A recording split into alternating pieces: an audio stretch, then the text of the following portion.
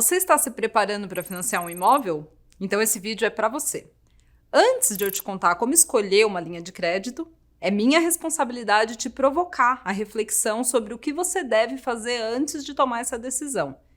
A compra do imóvel é talvez uma das decisões mais relevantes da vida do brasileiro. Além de representar um importante avanço na vida adulta, essa realização traz uma carga de afirmação de sucesso. Um ponto desse reflexo emocional está relacionado com a dificuldade de poupança que os anos da inflação descontrolada nos trouxeram. Com esse breve contexto, eu te convido a responder algumas perguntas que vão validar se realmente é o seu momento de comprar um imóvel. Você quer isso mesmo ou está sofrendo com a pressão externa para realizar essa compra? Profissionalmente falando, você enxerga oportunidades reais em outras cidades ou países? Ou tem pretensão de construir um caminho que te leva a isso? Se você é solteiro ou solteira, é assim que pretende continuar por muito tempo? Se você é casado ou casada, pensam sobre aumentar a família? Você já observou essa compra em comparação a outros objetivos de vida? Você planejou a forma como vai dar entrada nesse financiamento e o pagamento das parcelas considerando todos os outros compromissos financeiros que você possui? Eu espero que depois dessas perguntas você ainda esteja aqui comigo nesse vídeo.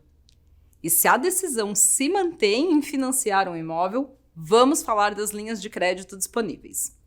Para financiar um imóvel, você vai precisar inicialmente de um percentual do valor desse imóvel como entrada, podendo ser pago com recursos do FGTS, inclusive. A diferença é o que será financiado. As prestações do seu financiamento imobiliário vão ter algumas componentes: amortização, aquilo que diminui o valor de dívida, taxas cobradas pelo banco, seguros obrigatórios e juros. Existem duas formas de calcular essas parcelas.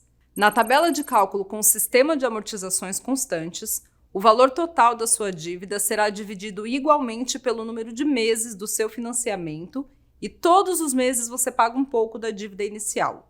Por isso, na tabela saque, o valor de juros diminui a cada mês, o que faz com que a sua prestação seja decrescente ao longo do financiamento. Como a sua dívida sofre amortizações constantes, na tabela saque a cobrança de juros é significativamente menor. Já na tabela price, menos comum para financiamentos imobiliários, as prestações é que são constantes.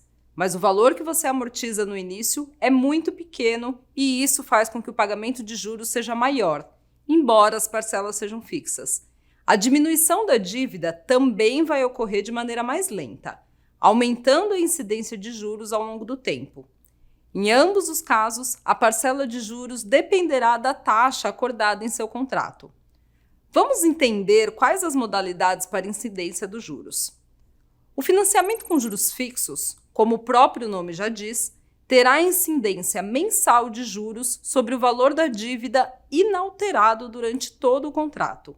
Isso pode ser positivo em um cenário de juros altos, caso a sua taxa seja atrativa em relação a outras modalidades que consideram a oscilação de taxas. Nesses casos, a taxa fixa vai ser sensivelmente maior que a taxa de juros de outras modalidades de taxas combinadas.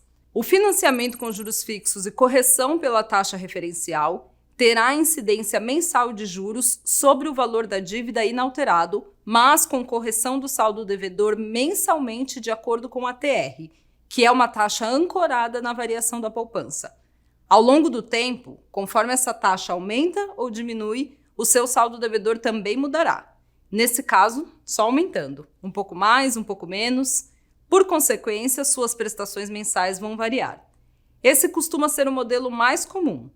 O financiamento com juros fixos e correção pelo IPCA ou a inflação vai funcionar da mesma maneira, mas a variação aqui vai ser de acordo com a inflação, velha conhecida dos brasileiros.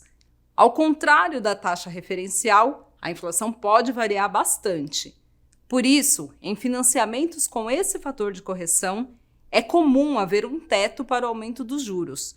É necessário conhecer esse teto e comparar com as outras modalidades. Em cenários de inflação estabilizada, Essa pode ser uma opção para financiamentos que foram planejados para durar pouco tempo. Também é possível contratar um financiamento em que a taxa de juros é composta por duas outras taxas. Uma taxa fixa mais a variação do rendimento da poupança. Como o rendimento da poupança tem um teto de 0,5% ao mês ou 6,17% ao ano, esse tipo de contrato também terá um teto. É importante ficar atento ao percentual da parcela fixa da taxa para calcular qual vai ser o maior valor de incidência de juros. Nessa modalidade, a taxa de juros da economia, a Selic, precisa ser observada, pois o rendimento da poupança pode ser maior ou menor em função dessa taxa. Em tempos de taxas de juros baixas, esta pode ser uma boa opção para quem tem um horizonte de quitação curto. Olha, não é fácil escolher um tipo de financiamento num país com uma economia tão agitada quanto a nossa. Tampouco decidir sobre o momento de comprar um imóvel. Por isso, fica mais importante trabalhar no seu planejamento financeiro antes de tomar uma decisão e analisar friamente todas as opções, com cenários futuros. Chame um planejador para te ajudar e deixa aqui nos comentários a sua opinião.